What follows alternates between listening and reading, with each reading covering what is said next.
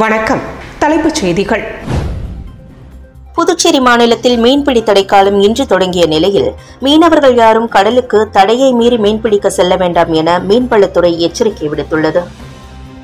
கடலில் மீன்வளத்தை பெருக்க ஆண்டுதோறும் 61 நாட்கள் மீன்பிடி தடைக்காலம் அமல்படுத்தப்படுகிறது. அந்த வகையில் மீன்களின் இனப்பெருக்க காலத்தை ஒட்டி புதுச்சேரி, காரைக்கால், ஏனாமில் இன்று நள்ளிரவு முதல் ஜூன் 14ஆம் தேதி வரை என 61 நாட்களுக்கு மீன்பிடிக்க மீனவர்களுக்கு தடை விதிக்கப்பட்டுள்ளது. புதுவையில் கனகசெட்டிக்குளம் முதல் மூர்த்திக்குப்பம் வரையிலும் உள்ள மீனவ கிராமங்களிலும், காரைக்கால் கடல் பகுதியில் மண்டபத்தூர் முதல் வடக்கு வாஞ்சூர் மீனவ கிராமம் வரை ஏனாம் மீன்பிடி பகுதிகளிலும் மீன்பிடிக்க தடை விதிக்கப்படுகிறது. இந்த காலகட்டத்தில் கட்டுமரம், நாட்டு படகுகளை தவிர அனைத்து வகை படகுகள், குறிப்பாக இழுவலை கொண்டு விசைப்படியில் மீன்பிடிப்பது தடை செய்யப்படுகிறது. தடையை மீறி மீனவர்கள் மீன்பிடிக்க கடலுக்கு சென்றால் கடும் நடவடிக்கை எடுக்கப்படும் என மீன்வளத்துறை எச்சரிக்கை விடுத்துள்ளது. புதுச்சேரியில் துறவரம் போகும் 13 வயது சிறுவனை மேளதாளம் முழங்க சாரட் வண்டியில் ஊர்வலமாக அழைத்துச் சென்று உறவினர்கள் வழி அனுப்பிய நிகழ்வு ஆச்சரியத்தை ஏற்படுத்தியுள்ளது. புதுச்சேரி சித்தன்குடி பகுதியைச் சேர்ந்தவர் விகாஷ் சம்தர்யா. இவருடைய மனைவி பிரியங்கா. இவர்களுக்கு 2 மகன்கள் உள்ளனர். இவர்களது இளைய மகன் 13 வயதான ஹார்திக் ஆன்ம வாழ்க்கையை மேற்கொள்ளும் விதமாக துறவரம் மேற்கொள்ளக்கூடிய முடிவை எடுத்திருக்கிறார். இதுகுறித்து தன்னுடைய பெற்றோர்களிடம் இவர் தெரிவித்த போது அவர்களும் இதற்கு சம்மதம் தெரிவித்தனர். இதனைத் தொடர்ந்து 2 வருடமாக சமண குருக்களுடன் பயணித்து வாழ்ந்து வந்த ஹார்திக் சமண கொள்கைகளை சரியாக கடைபிடித்ததால் அவருக்கு தீட்சை வழங்க சமண குருக்கள் அனுமதி தெரிவித்தனர். இதனைத் தொடர்ந்து ஹார்திக் தனது பெற்றோர்கள் மற்றும் உறவினர்களிடம் ஆசி பெற்றார். மேலும் தனது இல்லத்திலிருந்து புத்தாடை அணிந்து சாரட் வண்டியில் மேளதாளங்கள் முழங்க பாரதி வீதி, அண்ணா சாலை மற்றும் 45 அடி சாலையில் உள்ள ஜெயின் கோயில்களுக்கு ஊர்வலமாக சென்று ஹார்திக் வழிபாடு செய்து நேற்று இரவு வீட்டிலிருந்து புறப்பட்டார். ஏப்ரல் 28ஆம் தேதி அகமதாபாத்தில் உள்ள பாலிதீனா புனித ஆலயத்தில் தீட்சை பெறும் ஹார்திக் அதற்கு பின் ஊராக வெறும் காலுடன் நடந்து செல்வது, வெள்ளை நிற ஆடை அணிவது, தனது சொந்த உறவுகளுடன் எந்த தொடர்பும் வைத்துக் கொள்ளாமல் இருப்பது, சமண தர்மத்தை பிரச்சாரம் செய்வது போன்ற கடினமான வாழ்க்கையை பின்பற்றிச் செல்வது குறிப்பிடத்தக்கது. திருபுவனை சட்டமன்ற தொகுதியில் பாஜக வேட்பாளர் நமச்சிவாயத்தை ஆதரித்து சட்டமன்ற உறுப்பினர் அங்காளன் தீவிர வாக்கு சேகரிப்பில் ஈடுபட்டார். வருகின்ற ஏப்ரல் 19ஆம் தேதி நடைபெற இருக்கின்ற லோக்சபா தேர்தலில் போட்டியிடும் வேட்பாளர்களை ஆதரித்து அரசியல் கட்சியினர் அனைத்து தொகுதிகளிலும் தீவிர வாக்கு சேகரிப்பில் ஈடுபட்டு வருகின்றனர். அந்த வகையில் தேசிய ஜனநாயக கூட்டணி சார்பில் போட்டியிடும் பாஜக வேட்பாளர் நமச்சிவாயத்தை ஆதரித்து திருபுவனை தொகுதிக்குட்பட்ட திருபுவனை, கலித்தீர்த்தால் குப்பம், திருவாண்டார் கோவில் உட்பட 34 பூத்களில் சட்டமன்ற உறுப்பினர் அங்காளன் தலைமையில் வாக்கு சேகரிக்கும் பணியில் ஈடுபட்டனர். இந்நிகழ்ச்சியில் சட்டமன்ற உறுப்பினரின் ஆதரவாளர்கள், 34 பூத்தின் உறுப்பினர்கள், கூட்டணி கட்சியினர், பொதுமக்கள் பலர் கலந்து கொண்டு வீதி வீதியாக சென்று வீடுகள் தோறும் பொதுமக்களை சந்தித்து துண்டு பிரசுரங்களை வழங்கி தாமரை சின்னத்திற்கு வாக்குகளை சேகரித்தனர்.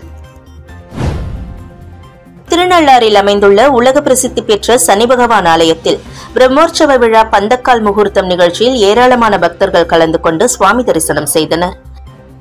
காரைக்காலை அடுத்த திருநள்ளாறில் அமைந்துள்ளது உலக பிரசித்தி பெற்ற ஸ்ரீ தர்பாரண்யேஸ்வர சுவாமி தேவஸ்தானம். ஸ்ரீ சனீஸ்வர பகவான் ஆலயத்தில் பிரம்மோற்சவ விழாவிற்கான பந்தக்கால் முகூர்த்தம் இன்று நடைபெற்றது. விழாவை முன்னிட்டு கொடிமரத்து விநாயகர் மற்றும் பந்தக்கால்களுக்கு சிறப்பு அபிஷேகமும், அதனைத் தொடர்ந்து மகா தீபாராதனை காண்பிக்கப்பட்டு பந்தக்கால்கள் ஒன்றும் நிகழ்ச்சி நடைபெற்றது. மேலும் பிரம்மோற்சவ விழா மே மாதம் 5ஆம் தேதி கொடியேற்றத்துடன் துவங்க உள்ளது. நிகழ்ச்சியில் தர்மபுர ஆதீன கட்டளை விசாரணை ஸ்ரீ கந்தசாமி தம்பிரான் சுவாமிகள், ஆலய நிர்வாக அதிகாரி அருணகிரிநாதன் உள்ளிட்ட ஏராளமான பக்தர்கள் கலந்து கொண்டு சுவாமி தரிசனம் செய்தனர். ஏம்பலம் கிராமத்தில் உள்ள தேசமாரியம்மன் ஆலயத்தில் சாகை வார்த்தல் திருவிழா சிறப்பாக நடைபெற்றது. வில்லியனூரை அடுத்த ஏம்பலம் கிராமத்தில் உள்ள அருள்மிகு தேசமாரியம்மன் ஆலயத்தில் 32ஆம் ஆண்டு சித்திரை உற்சவ பெருவிழா சிறப்பாக நடைபெற்றது. முன்னதாக காலை 7 மணிக்கு அம்மனுக்கு சிறப்பு அபிஷேக ஆராதனை நடைபெற்றது. தொடர்ந்து கரக புறப்பாடு நடைபெற்று 10 மணிக்கு சந்தனக்காப்பு அலங்காரமும், தொடர்ந்து மதியம் 1 மணிக்கு சாகை வார்த்தல் நிகழ்ச்சியும் நடைபெற்றது. இரவு அம்மன் சிறப்பு அலங்காரத்தில் அலங்காரம் செய்யப்பட்டு வீதி உலா நடைபெற்றது. விழாவில் கலந்து கொண்ட பக்தர்கள் அனைவருக்கும் அன்னதானம் வழங்கப்பட்டது. இந்நிகழ்ச்சியில் ஊர் பிரமுகர்கள் கிருஷ்ணமூர்த்தி மற்றும் கோவிந்தராசு உட்பட பொதுமக்கள் கலந்து கொண்டனர். பாஜக வேட்பாளர் நமச்சிவாயத்தை ஆதரித்து ஊசுடு சட்டமன்ற தொகுதிக்குட்பட்ட பகுதிகளில் அமைச்சர் சாய் ஜே சரவணன்குமார் தீவிர வாக்கு சேகரிப்பில் ஈடுபட்டார். பாராளுமன்ற தேர்தலில் தேசிய ஜனநாயக கூட்டணி வேட்பாளர் அமைச்சர் நமச்சிவாயத்தை ஆதரித்து புதுச்சேரி முழுவதும் பாஜக கட்சியினர் மற்றும் கூட்டணி கட்சியினர் தாமரை சின்னத்திற்கு வாக்களிக்க வேண்டி தீவிரமாக வாக்கு சேகரிக்கும் பணியில் ஈடுபட்டு வருகின்றனர். அதன் ஒரு பகுதியாக அமைச்சர் சாய் ஜே சரவணன்குமார் தலைமையில் ஊசுடு தொகுதிக்குட்பட்ட ராமநாதபுரம், தொண்டமாநத்தம், கரசூர், அரசூர் ஆகிய பகுதி முழுவதும் பாஜகவினர் வீடு வீடாக சென்று துண்டு பிரசுரங்களை வழங்கி வேட்பாளர் நமச்சிவாயத்திற்கு தாமரை சின்னத்தில் வாக்களிக்க வேண்டி தீவிர வாக்கு சேகரிப்பில் ஈடுபட்டனர். இந்நிகழ்ச்சியில் தொகுதி ஒருங்கிணைப்பாளர் சாய் தியாகராஜன், தொகுதி தலைவர் ஐயனார் உட்பட பாஜகவினர் திரளாக கலந்து கொண்டனர்.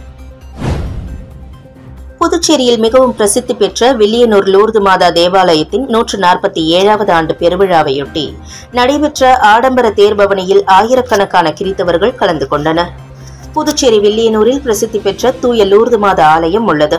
பிரான்ஸ் நாட்டின் லூர்து நகருக்கு பின் உலகிலேயே லூர்து மாதாவிற்கென்று கட்டப்பட்ட 2வது ஆலயம் இந்த ஆலயமாகும். இந்த ஆண்டிற்கான திருவிழா கடந்த மாதம் 6ஆம் தேதி கொடியேற்றத்துடன் தொடங்கியது. இதனைத் தொடர்ந்து நவநாட்களில் காலை மாலை இரு வேளைகளிலும் சிறப்பு திருப்பலிகள் நடைபெற்றன. மேலும் சிறிய தேர்பவனியும் நடைபெற்று வந்தது. விழாவின் முக்கிய நிகழ்வான இன்று மலர்களால் அலங்கரிக்கப்பட்ட தேரில் வைரகிரீடம் அணிவிக்கப்பட்ட மாதாவின் சொரூபம் வைக்கப்பட்டு சிறப்பு பிரார்த்தனை செய்யப்பட்டு ஆடம்பர தேர்பவனி நடைபெற்றது. முக்கிய வீதிகளின் வழியாக சென்ற தேர் மீண்டும் ஆலயத்தை வந்தடைந்தது.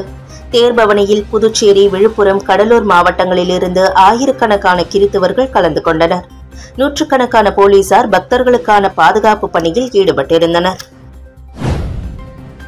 மண்ணாடிப்பட்டு சட்டமன்ற தொகுதிக்குட்பட்ட காட்டேரிக்குப்பம்பேட் பகுதியில் பாஜக வேட்பாளர் நமச்சிவாயத்தை ஆதரித்து முன்னாள் சட்டமன்ற உறுப்பினர் TBR செல்வம் தலைமையில் தீவிர வாக்கு சேகரிப்பில் ஈடுபட்டனர்.